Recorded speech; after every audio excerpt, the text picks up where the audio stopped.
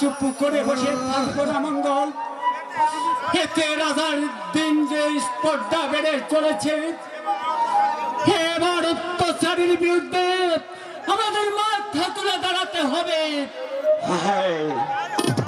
তাই হবে, তাই হবে রে হারাধন, তাই হবে। যদি আজ আমি ভিড়ত তবু বাহুর শক্তি আমার এখনো কমে যায়নি।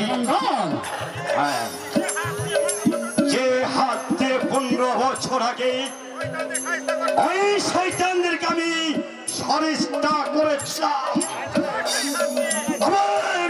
আবার আমি সেই হাত দিয়ে ওই শয়তানদেরকে আমি শাস্তি দেব। এবার ধন ভান্ডার কেড়ে আনবো, ওই সব গরিব দুঃখী মানুষের